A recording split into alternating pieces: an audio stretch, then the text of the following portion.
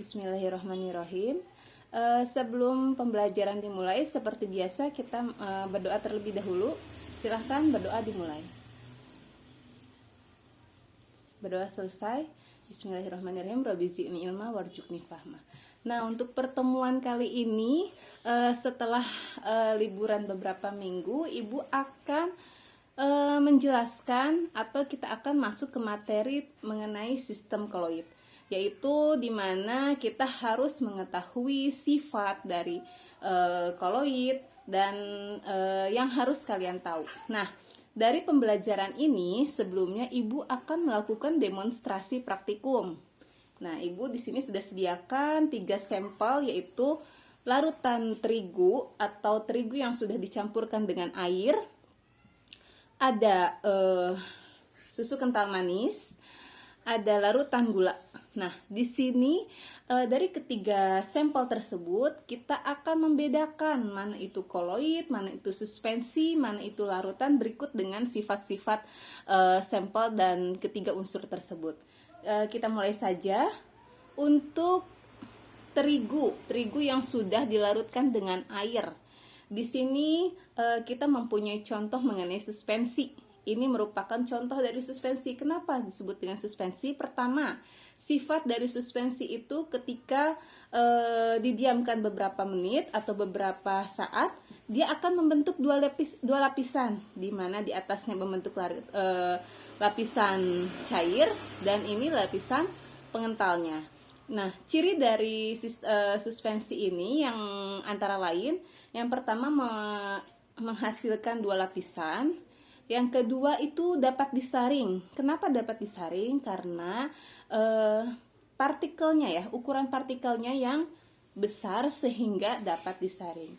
Yang ketiga apalagi, Bu? Nah, yang ketiga itu ketika dipancarkan dengan sinar, dia tidak tembus. Kenapa? Karena dari jenis sampel tersebut itu keruh dan tidak bening. Nah, itu. Setelah itu dia ini tidak begitu homogen dibandingkan dengan larutan, gitu ya.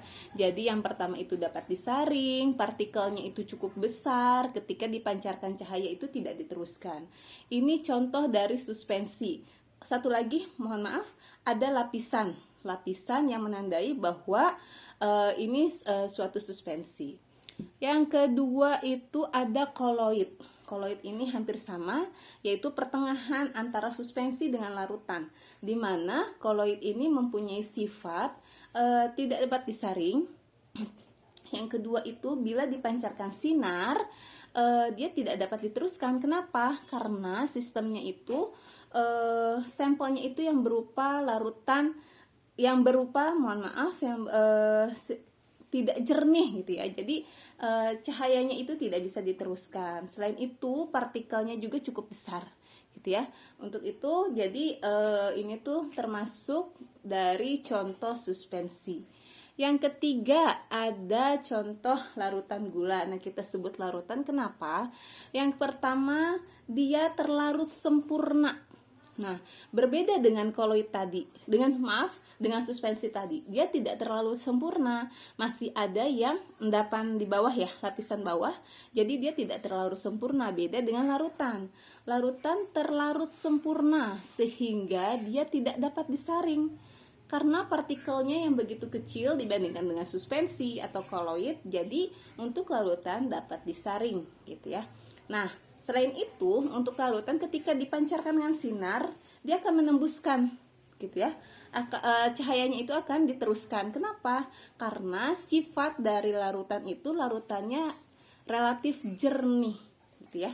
Nah, dari ketiga sampel tersebut kita dapat membedakan nih, mana itu suspensi, mana itu koloid, mana itu larutan. Berikut sifat-sifat dari ketiga unsur tersebut. Ya, ada yang mau ditanyakan? Silahkan. Jika tidak ada yang ditanyakan, cukup sekian pemberian materi sistem koloid pada hari ini. Kita akhiri dengan bacaan doa tutup majlis. Bismillahirrahmanirrahim. Subhanakallahumma wa bihamdika asyhadu alla ilaha illa anta astaghfiruka wa atubu ilaik. Wassalamualaikum warahmatullahi wabarakatuh.